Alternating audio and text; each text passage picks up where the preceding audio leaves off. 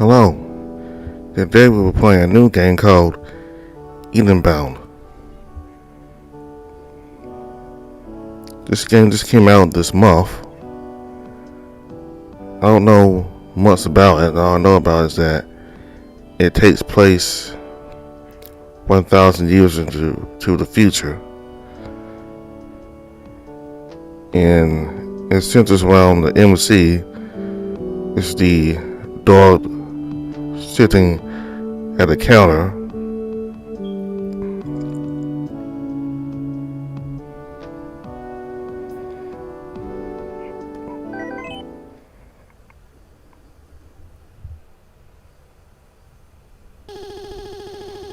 It's finally done. Beautiful, isn't it? We're going to do so much with all this. To even surpass death itself, to be able to protect precious life like this, we manage achievements. It's incredible, no? Happy birthday, dear. How many is it now? I started counting after, I don't know, 400. No, it can't be.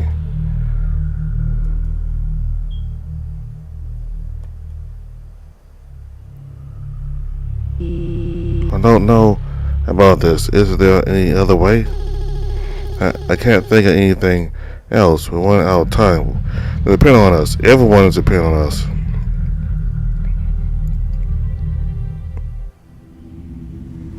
You stand upon a gleaming panel, flawlessly smooth and perfectly in line with a series of the glassy platforms. The air is cold and you find it impossible to breathe now that you feel the need to.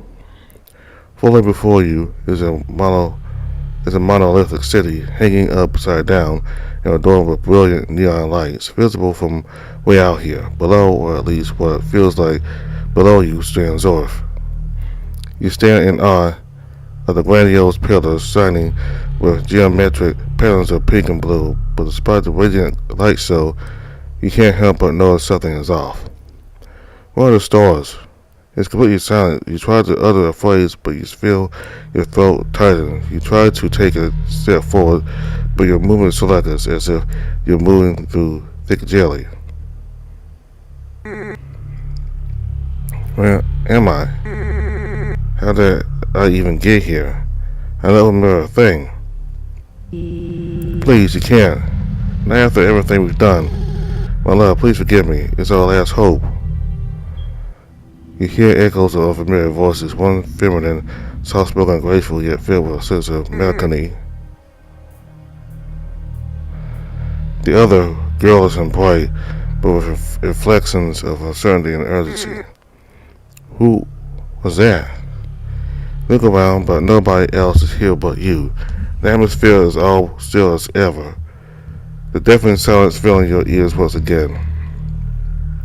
Went around your crystalline panel for a while longer before running back to the edge. You continue to gaze toward the gleaming city of the moon, and entranced by its beauty. Cutting through the silence, you hear a faint humming coming from the celestial subject before you, as if it's beckoning you forward. Almost as if you're being hypnotized, you find yourself stepping closer and closer to the edge, feeling a sense of autonomy start to fade in your hazy stupor. You continue walking towards the city. You outstretch your paw, swearing that you could reach the moon if you could stretch just a little further. I'm so sorry. I love you. Alright. Goodbye, dear. In an instant, you hear a distant rumble, followed by an immense shockwave, push you back towards the center of the platform.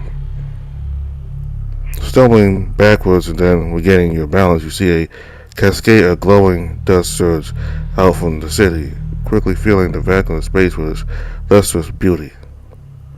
As the dust quickly disperses in every direction, in just seconds, your surroundings become as still as they just were.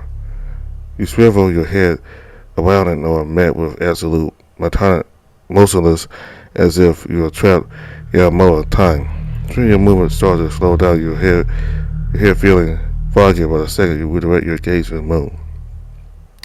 As if you as if you were possessed, you walk forward towards the city once again in a fugue-like state.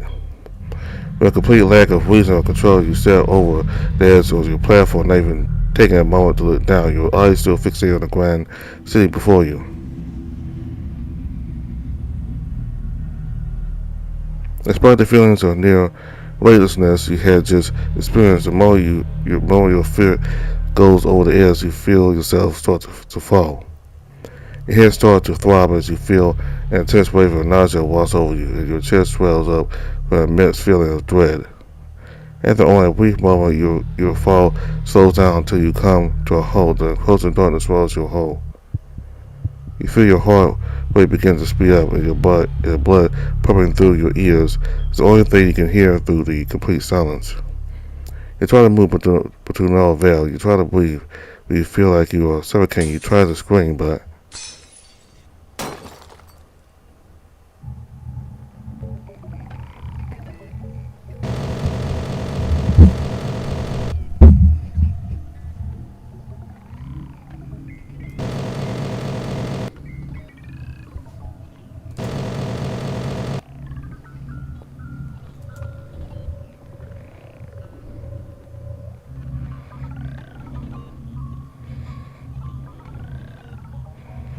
your head is immediately filled with a cacophony of horrifying, incomprehensible noises, spouting quotes, and the sound of writhing tentacles cluttering your mind.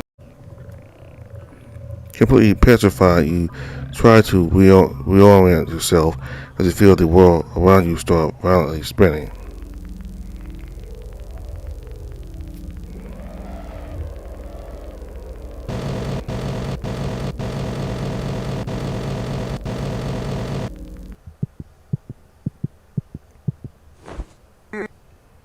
What? You jaw awake, heart racing, seats drenched in cold sweat. A gentle neon glow comes in through the windows, diffused through the foggy glass and illuminating your surroundings. You take a deep breath and ease yourself back into reality. Again, that must be the fourth time this month. You struggle to fully open your eyes as they are practically sealed shut with familiar crusty eye gunk. With a series of sloppy motions, you bring your paw up to your eyes, haphazardly rubbing away the brittle substance into the back of your hand, then desperately using your index finger to dig into the corners of your eyelids. You brush off the back of your paw onto your stained sheets and carelessly flick the remaining gunk in a random direction. With a deep inhale, you then release the stored up air with a grunt as you hoist yourself up and sit on the edge of your bed. Reach over to your nightstand and put on your glasses, sitting then smugly on top of your snout. God, I'm exhausted. You clumsily roll out of bed, stumbling over as you stand up. You feel a torrent of blood rush to your head as you trip over and almost fall over as quick as you got up. Ugh. You stand in your bed, you stand in the room and observe your surroundings. All fancy infection bullets line the wall-mounted cells around you. You don't remember where most of them even came from, but most of them have been red. Neglected houseplants hanging from your window. It's a surprise they haven't died yet, but it makes sense when you remember everything has been automated by little robots, so why bother?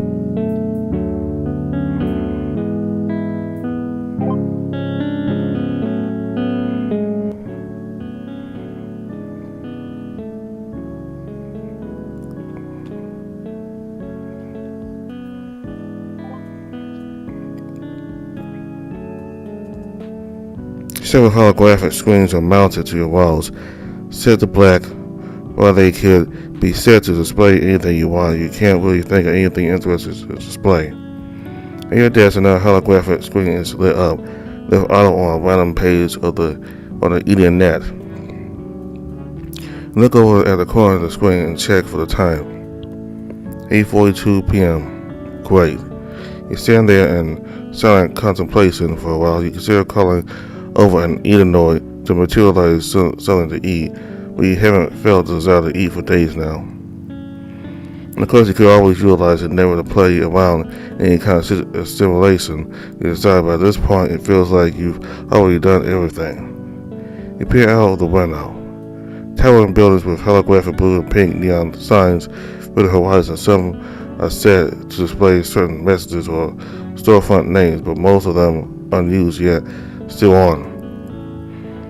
You think this would be a waste of energy, but limited resources as a concept has been eliminated for hundreds of years now. You gaze at the round object in the sky, the only thing breaking apart the monotony of the gaudy neon-lit skyline. Earth. You can't help but wonder how things are doing back over there. No use worrying about that now. You look over and spot some old scattered clothes on the ground. You pick up a shirt and give it a sniff. It's wrinkled and slightly musty, but it'll do. Your pants are little with rips and tears, so those can pass as fashionable. It's a bit of a tight fit, but that doesn't really matter to you. You carefully start tucking in your shirt, stopping part way through out of apathy. You pull up your pants and figure you're decent enough. Good enough. You better go pay Monty a visit. Feels like there's never anything to do around here anymore. Might as well go give the big dog some company. The pretend doors to your apartment automatically slide open as you approach. You exit the room and take the lift downstairs. You step outside, taking in a deep breath of the cool, crisp air. It's noticeably fresher than the old, stale air of your apartment and a very welcome feeling for your lungs. You hear a familiar voice echo in the distance down the alleyway as they call out your name. Hey, Eli, wake up! You honestly see a fluffy white Samoyed scurry towards you from down the path. Their quiet footsteps patter through the air as they gracefully skip towards you. Their voluminous mane elegantly bouncing with each jump. Oh, hey Dylan, what's up? Just outside today, I guess. Trying to find some cool places to take some shots. For your photo thing, right? How's that been going?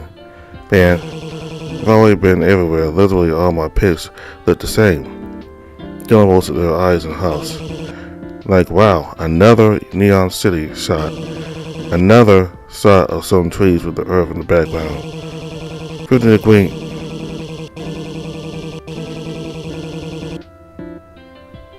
They continue to ramble, flailing their arms around and letting their paws do most of the talking. Out of the outskirts, have you been here? They been there? You interrupt them to end their rant. Oh me, maybe promise. Mel, maybe promise not to go there. She's working on something under the bridge that she doesn't want me to see yet. As it's been a while since I've seen her, hope she's still all good. Mel? Steven's stepsister. Have you never met her? The text keeps skipping like that. I guess that's on purpose. Anyway. Well, that makes sense actually. She's never at the penthouse. Anyways, under that bridge loss is in her work. They cut you off and mutter quietly, almost like they're talking to themselves. Anyways, what's got you out of the house? Isn't this normally your nap time? Their tongue quickly shifts back to their usual easygoing self. It was until I had the weirdest dream. Woke me up pretty good. You wince and feel your heart briefly palpitate. Whether this is a part of your fatigue or a pang of anxiety, you do not know. Maybe I could use some fresh air. What kind of dream are we talking? You talking teeth dreams or spider nightmares? I wish I could have no more spider nightmares again. Nightmares never make sense. Dreams never make sense. I'm not gonna bore you with it. Fair enough. I'm kinda just trying to kill time. Pretty uninspired, and no one's home. We could head back to the penthouse and could have some drinks and hang out if you want. Lane won't be home for a few hours, but I'm sure he wouldn't mind walking in on us last time. They weakened, but their voice becoming more playful. Oh, oh. Maybe next time. I've actually got other plans. Feel your face warm up as you remember the events of the last time you visited the cruise suit. The taste of liquor and bad decisions fills your tongue as you hold a dry heave even thinking about it. You hand over to Nirvana to go see your old man. Their voice wavers in a teasing sing-song way, clearly trying to get a reaction out of you. Huh, funny stuff. I mean, yeah, I am headed there, but like, don't call him that. Oh, geezer, pops, daddy. Alright, I'm out. See you around, Dill. You roll your eyes as you pass by, walking towards a nearby train station. Sees you for your closer with Monty, and although the bed is getting kind of old, at this point it's still at least somewhat endearing.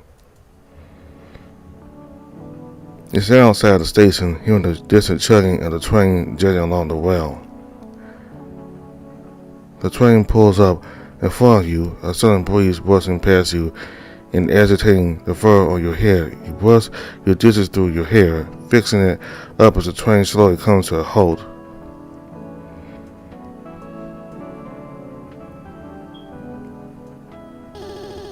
Harrisburg Station, next stop, Nirvana Station. Now start to enter the river. Always remember to be courteous of your fellow passengers. Thank you for riding the Eden Express. The train doors open as you take a step into the empty shuttle. You hear the doors shut behind you as you glance down the carriage, seeing nothing but vacant seats. Upon closer inspection, you notice a spaced-out Malamute sat down at the end of the shuttle. Your ears perk up as you step on, as you see his broad, muscular figure get up from the seat. Oh, hey, Eli. His voice cracks as he stammers, looking visibly nervous. He stands with a meek slouch, presenting himself in a very hunched-over manner. Whoa, I can't remember the last time I've seen anyone else using the train, especially you, Betty. I can't even remember the last time I've seen anyone around at all, aside from Sebastian, I mean. Your huge, terrifying husband? What's he up to nowadays? Same old, I guess. Same as everyone else, waiting around, mostly. He's kind of been getting a lot clingier lately. Took a lot of convince to let me out on my own. He's showing those results. Clear that he's somewhat bothered. Has he always been like that? I don't think I've ever actually seen you out somewhere without him. No, it's different. I don't really know how to explain it. It used to be out of, I don't know, love. Recently it felt a bit strange, like he's terrified of being left alone at all. Hasn't been sleeping or eating much, even turns away my baking. Says he's been having feverish nightmares lately where I either die or leave him. Him too? Benjamin's ears twist as he perks up and furrows his brow. What? Not the you dying part, just the weird dreams. Despite the worried look on his face, he can't help but feel a bit amused as his expression quickly turns to one of relief. He's always been so serious, kind of weird hearing about this side of him. You sure you're okay to leave him alone? Not really, but I need a space. I just want to go on a walk, you know. Almost feels like he doesn't trust me or something. His disposition quickly changes back to his patient self. I mean, I can't even really blame him. This place used to be Wilson. Now you're lucky to see anyone out at all for weeks at a time unless you're living with them. What even happened? He let out a sound of acknowledgement as you both stand there in thoughtful silence. He's right, although you never made much of an effort to make me friends. You used to at least see tons of bystanders going about their days. Trains, streets, buildings, always empty, always quiet. The only reason you tend to encounter anyone nowadays is because everyone's moved closer to each other. Out towards the other areas of the city, you find no one else for dozens of kilometers aside from the wandering, eating-on robots maintaining the otherwise abandoned streets. Although you're grateful for the people you do know, you start to miss the intrigue and the predictability of strangers. You decide to break the silence. Have you ever known anyone that disappeared? On Eden, I mean? Many years ago. Not recently, though. Not like I've ever found out where they went. Not even a warning, just one day gone.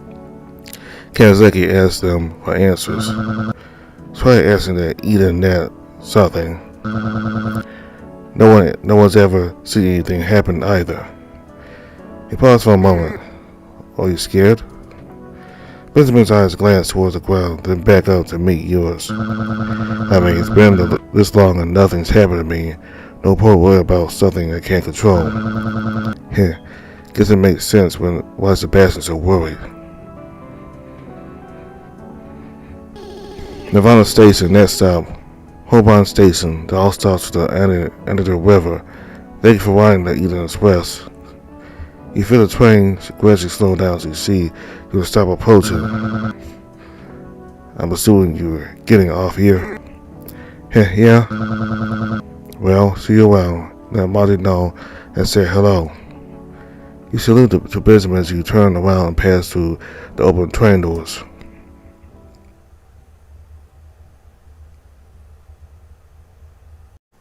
You step off the train onto the platform. Look at the neon-lit bar before you. The familiar sight brings you comfort as you descend down the station stairs and approach the inviting doors. As you get closer to the entrance, you see a tall, bulky white wire hastily exiting the building, frantic and frustrated. For fuck's sake. For fucking assholes think he could boss me around. You, doing alright? That old piece of shit cut me off, says I've had enough. He slurs his words and snarls at you with a deep and gravelly voice. The wilder startlingly stumbles towards you, very clearly inebriated. Hey you, sweetheart, you got any smokes? As he approaches, you can smell the liquor under his breath, and the scent of old cigars reeking from some properly buttoned shirt. Sure. You take a step back away from the opposing sides, trying not to rile him up. You reach into your pocket and pull out a box of cigarettes, handing him one. As he reaches for the cigarette, he clumsily grazes his paw against yours in such a way you think it was deliberate. Thanks, pup. I got my own light.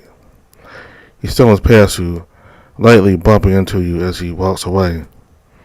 He sways back and forth, trudging along and not looking back. You see him dug into an alleyway until out of sight.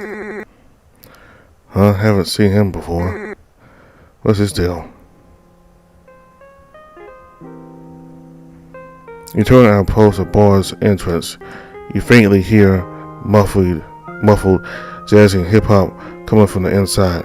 Walking past and peering through the windows of portly Corky appears to already be inside, sitting alone, enjoying beverage.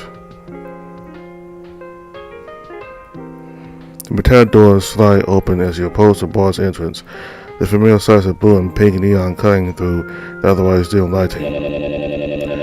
Good to see you, Eli. Figured it was only a matter of time before I saw your mug walk through those doors. Come, ball stools calling your name. Hey, Charlie. You take a seat beside the jolly dog. As you lower yourself down onto the velvet stool, you feel your elbow bump and sink into his white frame. As you get closer, you pick up an almost floral, grassy scent emanating from his clothes. Oops, let me just... He stands up and moves his stool over a smidge before sitting back down. You don't say anything, but you really didn't mind the contact. Did you see that old body one out here? Yeah, what was that about? You know him? Nah, not really. Seen him a couple of times. Pretty sure he lives further out in the city. Not sure why he wouldn't move closer to one of hundreds of empty places. Must get lonely out there. Boy really comes by to get drunk, said that Edenbound won't materialize him any more booze. Oh boy, old Monty cutting him off really pissed him off. At the mention of Monty's name, you realize he's nowhere in sight. Where is Monty? He just went upstairs to his apartment. Said he'll be back soon. Probably just cooling off after all that. Just told me to help myself to the bar. Speaking of, want to join me for a drink?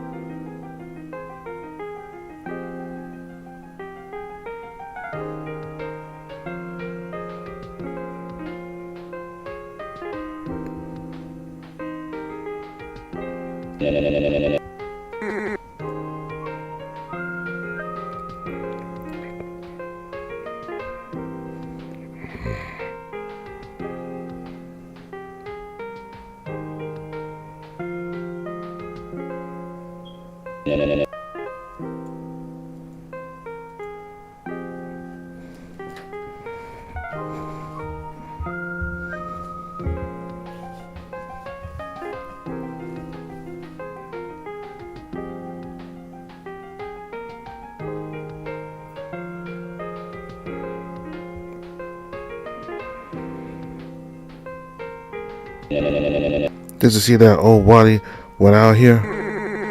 Yeah, what was that about? You know him? Nah, not really. See him a couple of times. Pretty sure he lives further out in the city. Not sure why he wouldn't move closer to one of the hundreds of empty places. Must get lonely out there. Only where he comes by to get drunk. Said the ear noise won't materialize him any more booze. Oh boy. Old Monty cutting him off really pissed him off. At the mention of Monty's name, you realize he's nowhere in sight. Where is Monty? He just went upstairs to his apartment. Said he'll be back soon. Probably just cooling off after all that. Told me to just help myself to the bar. Speaking of, want to join me for a drink?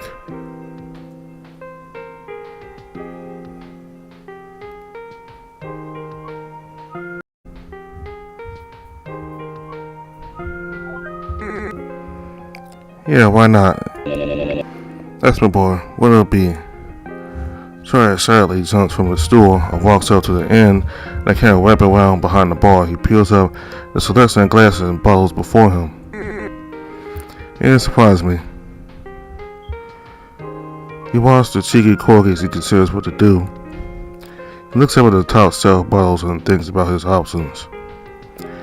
He reaches out for them, hesitates, and stops part way through. You say nothing but realize he can't reach them. You stifle a chuckle. Charlie instead turns his attention to the holographic screen on the bottom shelf. He grabs a wax glass from the shelf, puts it underneath the spouts, then begins to type away on the glowing blue interface. With a series of various inputs, a wondrous piece of technology before you starts to get to work. A translucent caramel-colored fluid starts to pour from the spouts into your glass, complete with a cherry garnish. Charlie serves a drink to you, then comes out from behind the bar, reclaims his seat beside. Well, it's not gonna be as good as Monty, does it? But booze is booze. Thanks. Cheers. You take your glass and clink it against Charlie's. Take a sip of your drink. The intense flavor of whiskey and malted oak coat your tongue as a complex botanical herbal aftertaste comes forward once you swallow. The drink is stronger than you were ready for, and it burns on the way down. No good? You try really hard not to make a face as the burning liquid goes down your throat. Materializer drinks are always kind of ass. Monty would skin me alive if he let me serve this to a stranger. The food's even worse. It's not that bad. I eat that stuff all the time. Oh, please.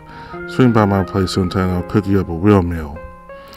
Shay lets out a deep, hearty chuckle as you to continue to banter away, sipping away at your drinks.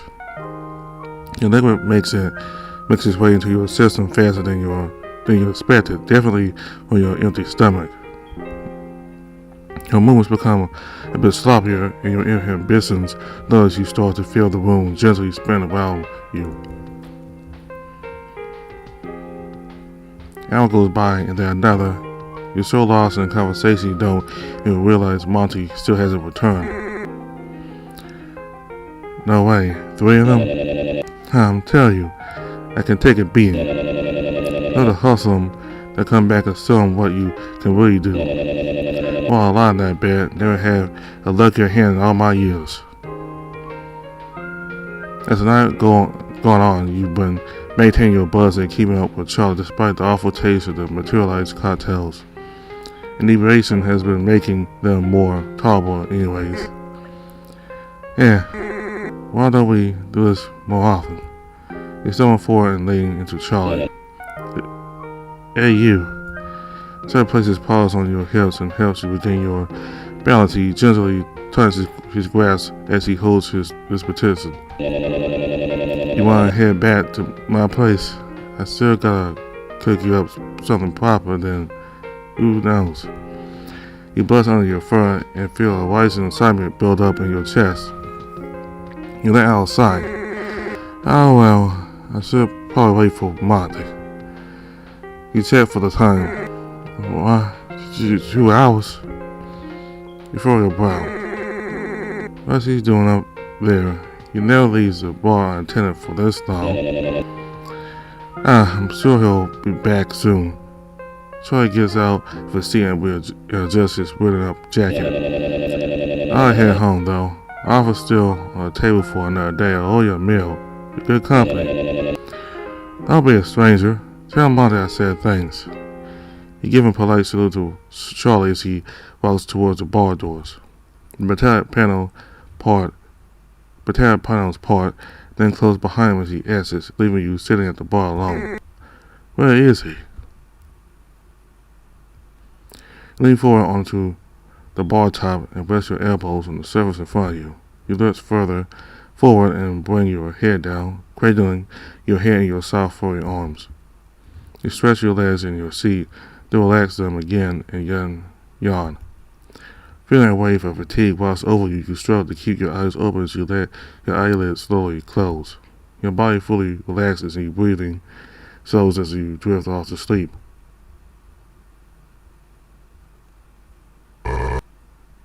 Hey, sleepyhead. Feel the large paw gently caress the top of your head.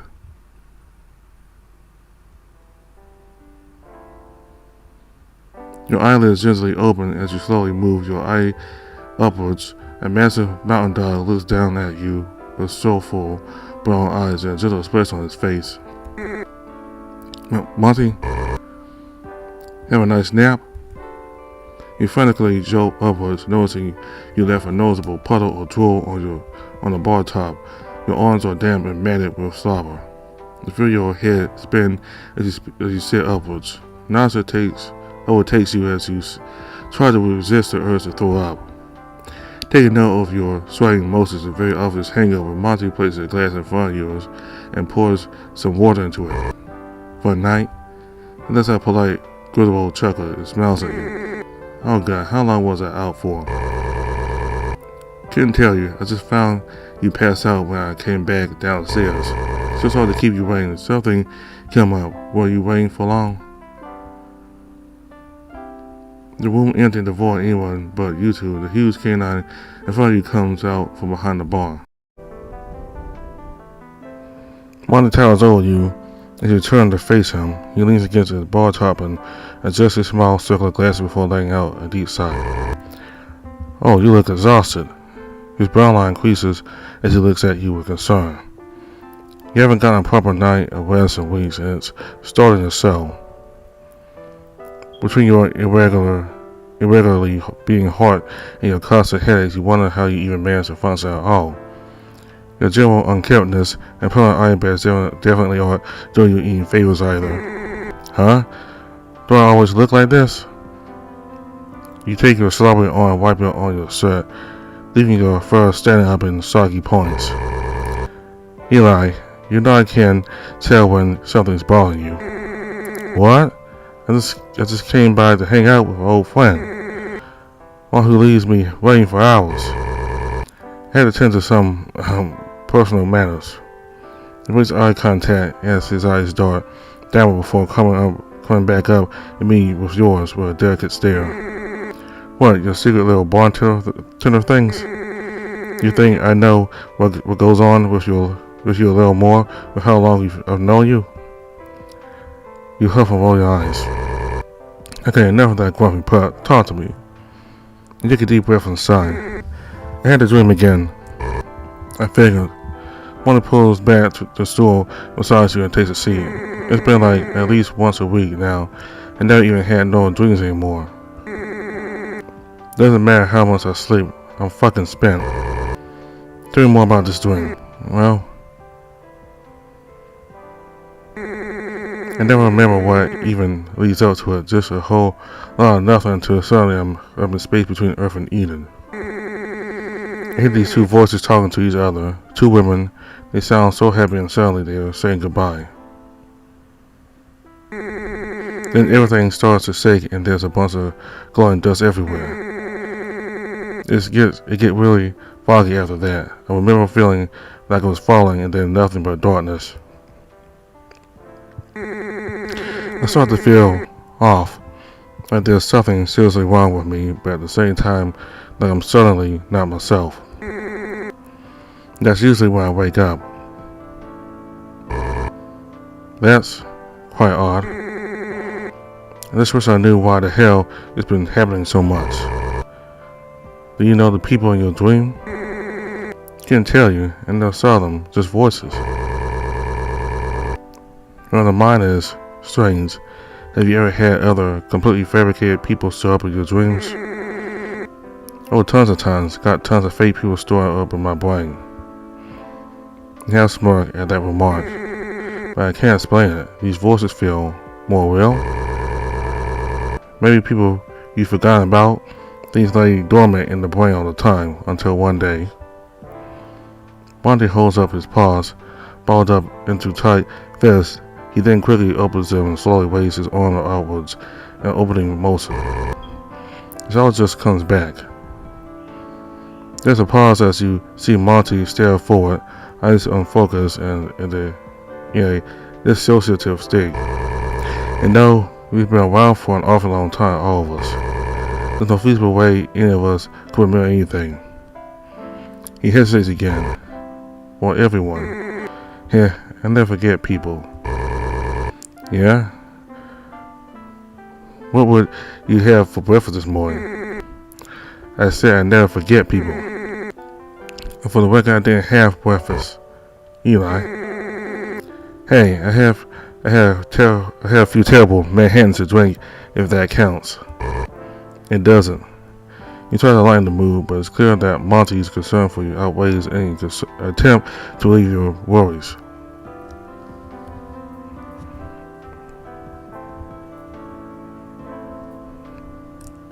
He puts his paw up to his bearded chin and ponders for a moment. Here, let me show you something. It won't be long. He gets out of his seat and goes back behind the bar, then passes through the door leading to his upstairs apartment. That's what you said last time. Heavy-footed steps rhythmically thump the ground as they progressively sound more far off with each step up. Here's a distant sound of a materializer and a delicate, high-pitched clinking of metal on ceramic. There's noises in the distance come from upstairs, cabinets closing, liquids being poured, and a mug being stirred.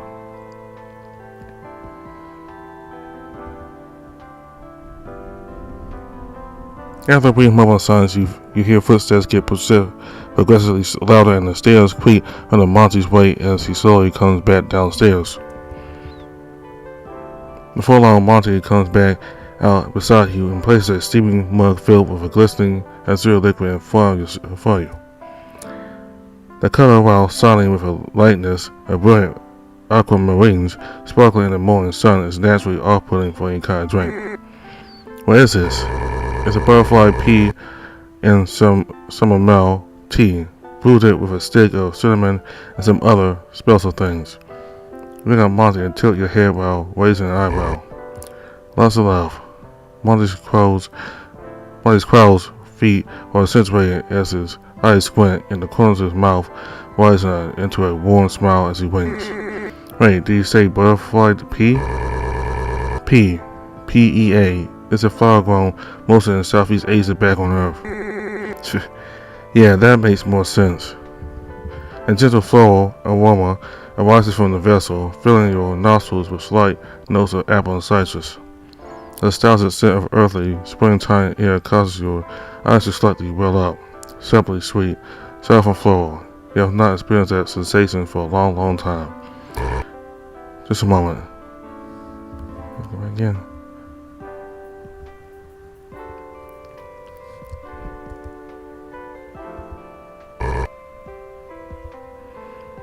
Monty grabs a lemon wedge from over the bar and firmly squeezes the fruit above your drink. A steady stream of ice drips into the bright cyan fluid below.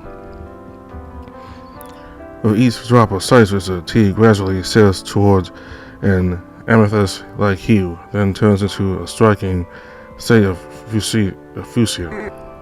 What? Your eyes widen slightly. Monty chuckles. It's anthocyanins found in the butterfly pea. The pigments react to acids. Doesn't taste like much, but sure makes for a cool party trick. Hopefully the chamomile helps calm you down a little bit. It's all antidote, but worst case scenario, you got a nice warm drink. You eye up the resinous liquid and gingerly reach for the mug. You pick it up and take another deep whiff of the bright, earthy aromas before taking a cautious sip. Careful, it's hot. Ouch, very hot. You scout your tongue and wince at the sudden pain, leaving your tongue feeling numb with a slight fuzzy sensation. Monty notices you recoil at your initial sip. Yeah, noted. You blow into the mug in preparation of taking another careful sip. The steam fogs up your glasses as you move inwards. The flavor, while mild, fills your senses with delicate notes of apple, citrus, and honey. Earthy notes come through as the subtle spiciness of cinnamon and ginger comes shortly after. Although you've never been much of a tea drinker, you're pleasantly surprised by the gentleness of the drink. Your eyes gingerly shut with satisfaction as your chest warms up from the heat of the tea. Good? You never disappoint. You continue to slowly sip away as you relax in Monty's presence. So, did I miss much while you were waiting earlier? I know Charlie dropped by for a bit. Did he catch him? Oh, you simmer as you recall your evening. We kind of just caught up a little bit, nothing special. He's actually the one that gave me the tea flowers, grew them himself. Knowing you can just materialize them, but the real thing is always better. He's got quite a garden, you know, wonderful thing. Could hardly tell we're on the moon when you're in there. Huh? Maybe I should give him a visit. I'm sure he'd love that. He's been pretty lonely ever since Robert shut himself in. Poor guy. Monty slightly turns away and his face drops. Robert? Old friend of yours. Old friend of ours. He's always been a bit of an introvert. The years have been getting to him, I'm sure. I was stuck in the past, the old dog. Do you just know everyone? Yeah, I mean, it comes with a job. You just perk up as you suddenly remember the unruly Rottweiler from earlier. Hey, what was up with that dog from earlier? Some guy came showing out right as I got here. Monty inhales and takes a deep sigh. Oh, that's Matthew, come in from the other side of Eden. Classic alcoholic always hits his limit when the Eden noise and comes crawling in here. Real sleazy fellow. And you still serve him? All of us have our vices to get by, especially here with nothing to do nowadays. No excess has always been the norm out here.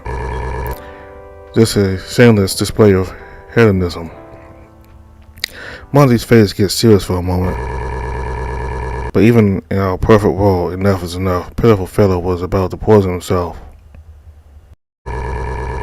Since he's got no one left his wife back on Earth. The air becomes heavy as the tone of conversation shifts. Have you noticed that people have been kind of off lately? What do you mean? I don't know, just more irritable, paranoid. I passed a few people on the way here. There's been more high-strung than usual lately. Not like their normally upbeat way, but they're like frantic, talking to themselves like they're lost in thought. I'm hearing about these other people isolating and trying to drink themselves to death. And I saw Benny on the train today without Sebastian. That was Quarrel. Kind of, Benny just said he needed space. Said Sebastian's been having bad dreams about him dying and it was making him really clingy. Everyone has bad days.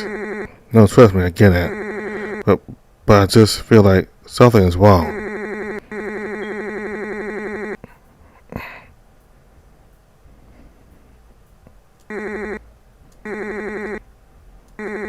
Everything's falling apart. Everyone's been disappearing for years.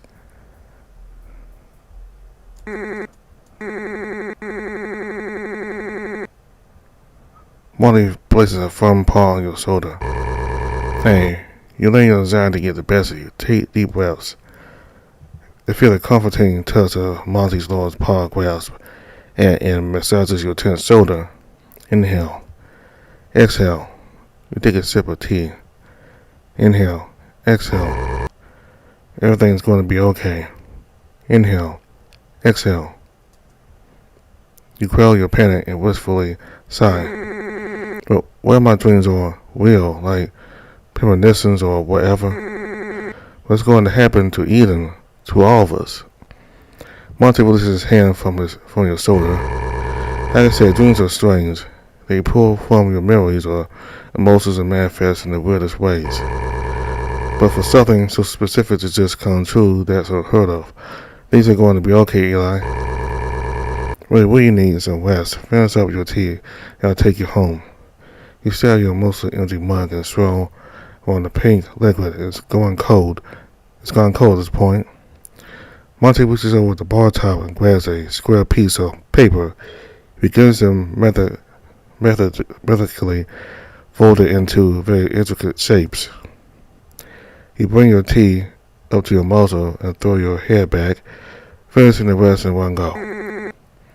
I gotta go. Thanks, Monty. You stand from the seat mildly irritated at Monty's dismissiveness and take brisk steps out of the bar. A gust of wind blows your fur back immediately upon stepping through the automatic doorway. Eli. What? Look, I didn't mean. Monty crosses his arms and defiantly sighs. I know that this has been taking a huge toll on you. I can't promise that things we are going to be okay. Don't worry too, lots of friends have gone. I don't know what's happening either. What are your dreams? Monty takes a few slow steps towards you. As he approaches, he reaches into his pocket. His large palm pulls out of his pocket as he delicately opens his fingers, revealing an origami butterfly. He looks at him questioningly. Monty, I already have tons of these at home. They keep making me all these paper cranes, birds, little dogs. They say butterflies are a symbol of hope. When the tea doesn't work, maybe this will help you sleep better. Huh? What are you talking about? Monty size. Just hold on to this. Call it good luck charm or whatever. A reminder that I'm with you. You reach out and grab onto the origami butterfly. You admire the craftsmanship behind the complex folds. You tightly squeeze your eyes shut and shake your head. They're just... what's wrong? You didn't see that? Monty furrows his brow and tilts his head. See what? Did he really not? Never mind, I just really need some sleep. You carefully put the origami butterfly into your pocket, taking care not to mangle it too badly. Want me to take you home? Nah, I'll be fine. I might just walk there to clear my head. It's not that far. Alright then, take care, Eli. You know where to find me. You turn around and walk past the train station, down the familiar roads back towards home. As you pass through some narrow corridors between buildings, you find yourself on a tight series of pathways, branching off into many taller apartments. You stand for a moment and look down the central path. Warmly lit windows gently glow through the harsh neon cityscape before you. One might think this would be indicative of life and activity, but the same lights have been on for years now, always on and always untouched. You pray that one day one of these lights turn off, or even better yet, a new one turns on. Anything at all to show that maybe, just maybe, somebody is up there. Neon signage stretches outwards and up, displaying several building names and down the front businesses and storefronts. Without any form of intrinsic incentive or currency, the only work anyone would be done out of passion for the craft, similarly to Monty. As time would go on, more and more people would eventually give up their artistry, succumb to a lazy, dedicated lifestyle made possible by the city. Seems even passion has a deadline. Your eyelids start to droop as you start to feel heavier. Gotta make it home, almost there. You press on forward. About 20 minutes have passed as you trudge along the empty streets, not long now. You approach the street adjacent to your apartment. With each step closer, the air gets progressively more stale with the sweet, seductive smoky scent of tobacco. Who's out at this hour? You turn the corner and see the familiar back of a wrinkled, disheveled, pine-colored shirt. You attempt to slowly back away. You clumsily scuff the bottom of your shoe against the concrete. A loud scraping sound cuts through the silence. Shit. What the? The imposing Rottweiler from earlier whips himself around, stumbling over as he does so. His movements, while significantly more straightened out than earlier, are still quite sloppy. Oh, it's just you. Matthew takes a long drag from a cigarette. The man left quickly turns to ask, leaving only the orange paper of the filter left in his digits. He sharply inhales as he apathetically throws the butt to the ground. After holding in the air for a couple seconds, he then releases the cloud of smoke and an exaggerated sigh of relief. Last night? Sure. What? You don't like me littering? Who cares? Ain't no one around to see. Boss would get it anyway. He reaches into his pocket. You want to smoke? I owe you for earlier. I'll pass. I'm headed home. What's the hurry? Not like anything else is happening. 500 something fucking years of this dog shit walk. Piece of shit now tag keeping me alive. Promised us everything and now we're left here with nothing. Told my wife I'd see her again soon and she never even made it here. Must be pulling it back on Earth without me. He pulls a silver hemp flask out of his pocket and opens it up, throwing his head back and taking a very prolonged swig.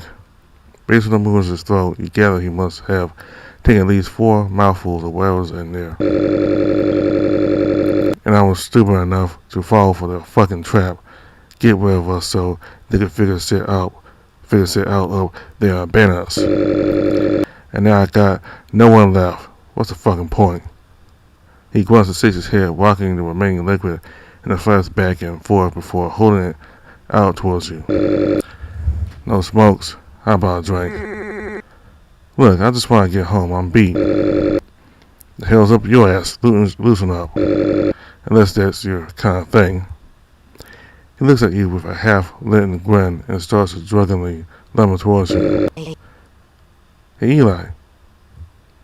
You hear a familiar, sprightly voice echo through the streets, accompanied by the rapid pitter-patter of frantic steps. I knew I saw you, back on Burnett Street.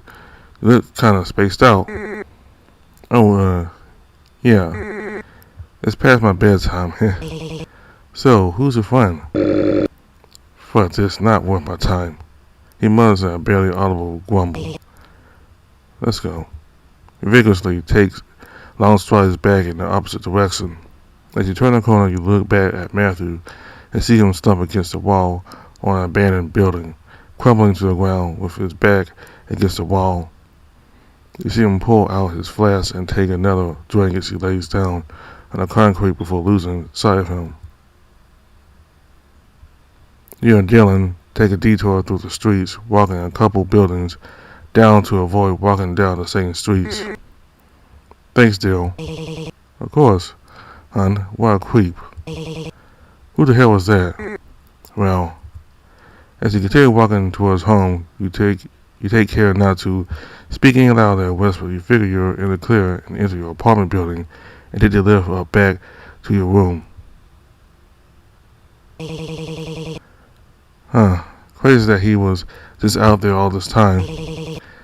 Just how many of us are left? Dylan's ears droop as you see them peer out the window down at the city streets. Well, I'm glad I caught you out there. Pretty lucky. Yeah, move quickly, sis, once again. What are you even doing out there? I was heading home. Actually, I saw you and tried to catch up to say hey. Well, thanks. Bail me out of that. Oh, do you want to stay tonight? It's pretty late and you're already here. Everything's been, I gotta get home ASAP. Make sure everything's all good with Lane and Steven. Those two are a disaster. You sure? You know I'd never pass up a night with you.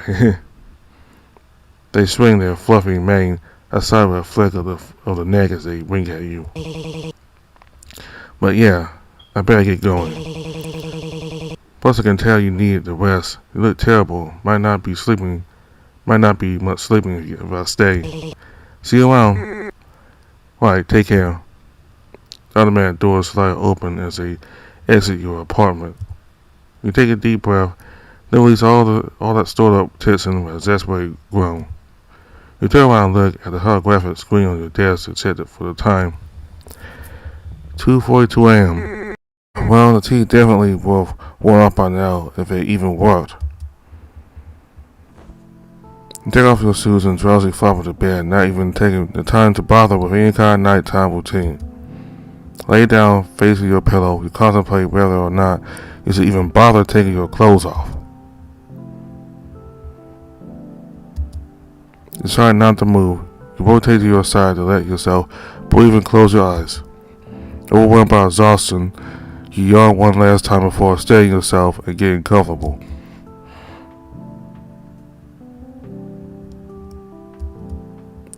Your breathing slows and your body fully relaxes as you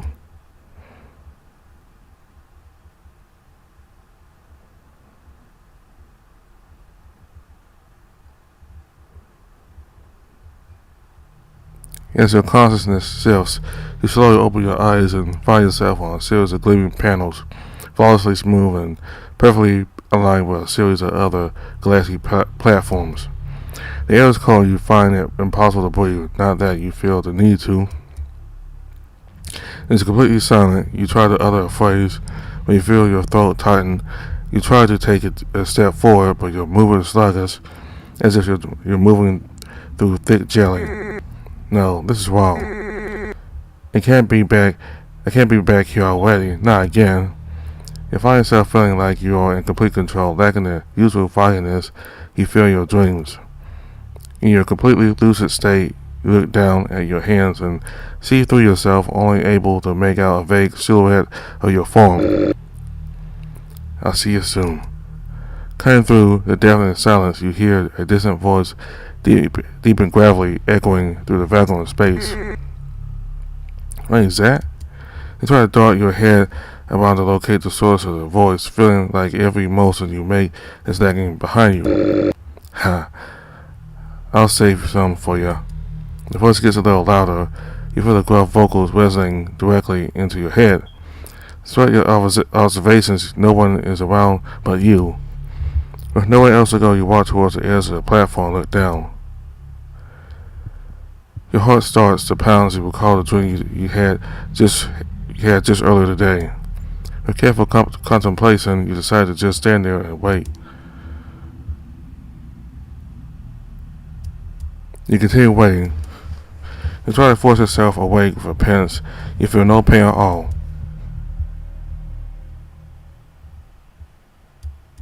What feels like hours pass, maybe even days, you have no way of perceiving time, but it seems that staring around isn't going to accomplish anything. Completely devoid of options, you look down once again.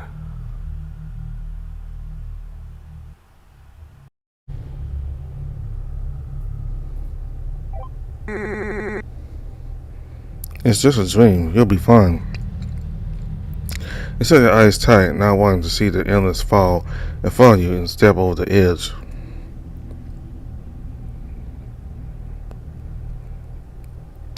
And instant your chest flutters as you feel yourself falling. You try to steady your breathing, but find that you are completely unable to breathe at all. I'm with you. Marty's words echo through your head.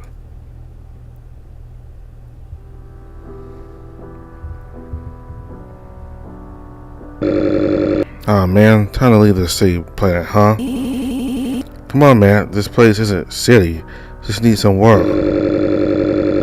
Huh, yeah, some real serious work. Figure these dumbass scientists will fix everything by now. Things aren't that bad. They sent some guys up there and they're making great progress at finding a fix, I think. Right way around, there's a whole ass city where everything is so much better. They got anti-aging nanobots and everything. We can be together up there forever. Forever. No more worries. A literal paradise. But we're gonna bring all that down here too. They say it's coming real soon. You actually believe in that set? They've been saying that for years. We're gonna drop dead way before that happens. But it's a one-way trip. What about everything we have here? What about the people we're leaving behind? We can't all go. Fuck them. How lucky were we that we both get to go? Come on, babe. You're right. You and me together forever. Forever. Now boarding the next space bus to Eden. Please utilize routine scanners for identification once reaching the gate. Well, that's me. Hope they don't take too long setting yours. I'll see you soon. See you soon. Don't have too much fun out there.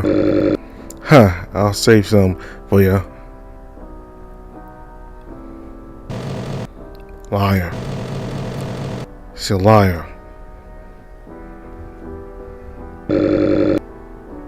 What the fuck's taking her so long? It's not like they stopped shipping people up there. Her pass up here was supposed to take a week to process max. See, she's not coming. Now, she'll be here soon. A whole year. You'll never see her again. 2 years. 10 years. 50 years. God, I hope she was She's worried about getting that tech worker down there. She's still alive. She's gotta be. You're delusional. 541 years. What's the fucking point? I've been doing the same thing every day for the past however many fucking years. How everyone's disappearing, probably find a way back to Earth they aren't telling me about. You will be alone forever. Everyone leaves me. Everyone leaves you. I can't keep doing this. Yes. I give up. You left me too.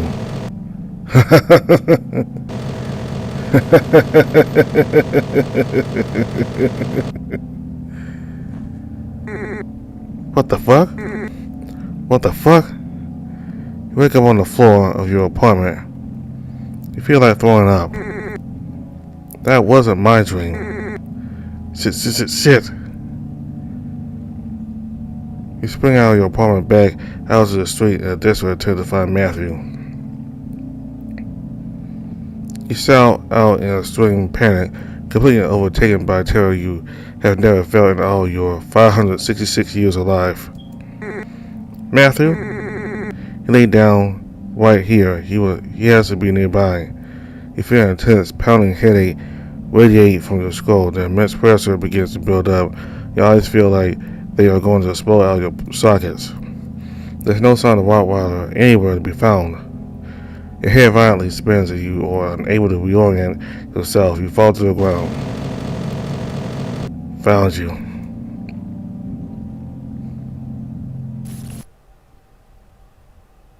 You lay down on the concrete, staring up at the completely black sky.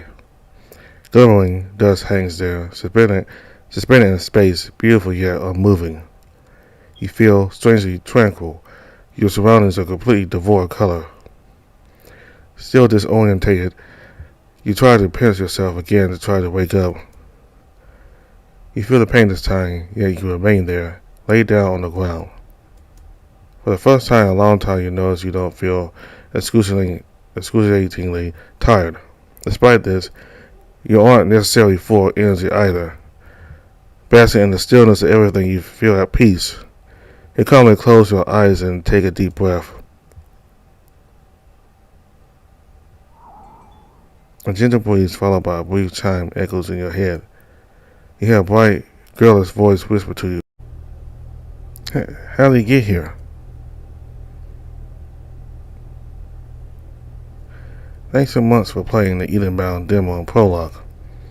It took me around 2.5 months of non-stop work to get here, but it's been quite a journey. Between learning how to use FL Studio from scratch and taking my first steps at composing music and going to Wimpy with zero coding experience, it's been kind of nuts.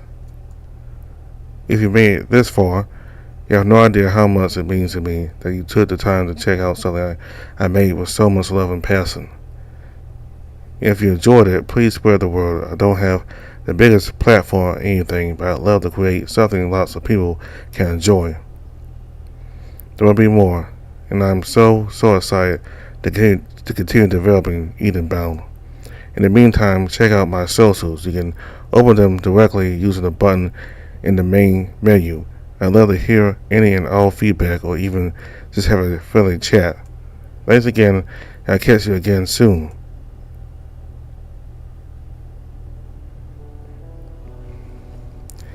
So that was a prologue demo for Edenbound. So these nanobots or nanochips, what do you call them? It helps keep the people here alive forever, basically. Like Matthew is 566 years old, I think, and it's a perfect place. This place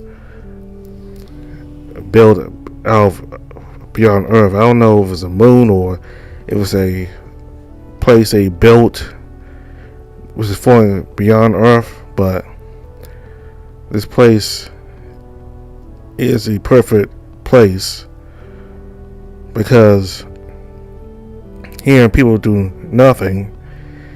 People do not have to work. People do not have to really do anything. And when there's nothing to do, after a while, it gets to you. And people start to go crazy. Because there's just nothing at all to do. There's nothing. It's just the same thing every day. And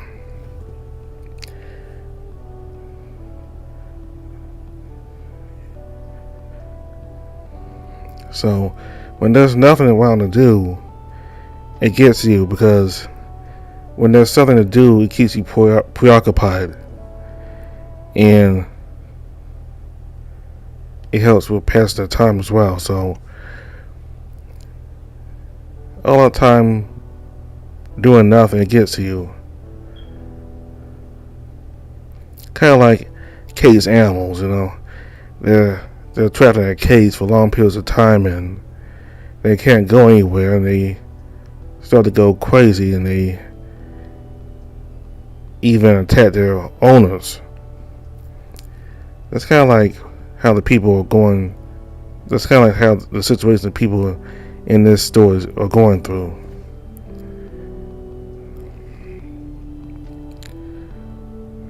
So we met the MC and the bartender. Apparently he's only doing this out of passing. He doesn't need to do this. He can just be at home and do nothing himself, but he does this clearly out of passing. And Matthew the Rottweiler, he and his wife were supposed to come together. Well, not together, but his wife was supposed to come on ship after him, and the two of them would be together here on this world here. But she never came. He spent hundreds of years waiting for her to arrive, but she never came. And he thinks that she might even be dead.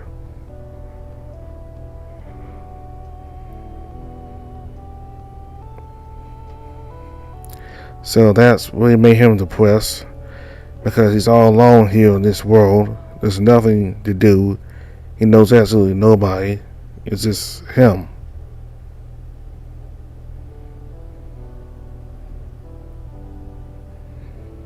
I like the MC because he's really chubby. In that first scene where we see him in his bed getting up, he's really chubby there. There aren't that many MCs with chubby bodies. Most of the MCs in these VNs are like short and thin, and it seems like everybody else is bigger and stronger than them. So it's nice that this game has a chubby MC.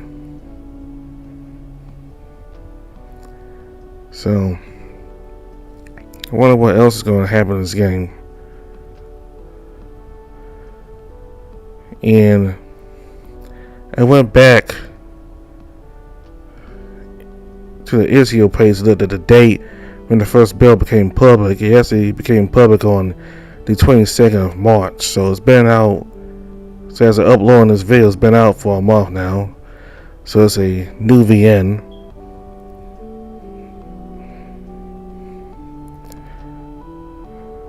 So I like it pretty good here. I like the story and this futuristic utopia that makes everybody go crazy with boredom. Apparently what this update taught is that if you have a good thing, you have 2 months of a good thing, it might get to you. Sometimes for people to keep moving in life, you gotta struggle. You gotta do things to get things. But in this world where you do nothing, it just gets you. You go crazy with boredom. I think this place is good for people who may retire. I think for people who retire from years of working, this might be a good place for them to retire. And then if they want to die, they can be some kind of procedure for them to die. Kind of like assisted dying. Just retire from years of working and then live in this place. And then once I get tired of it and I just don't want to live no more, they can just decide not to live anymore. I guess assisted dying, I guess. So this is a prologue and demo for Edenbound. All the information for the game is in the description box below. You can download the game yourself. You can also go to these links here. It's the Patreon and Twitter and itch.io and like this Discord, I believe. This itch.io. So you can, if you download the game, you can go to these sites directly without having to access the game. So, thank y'all very much for watching. Goodbye.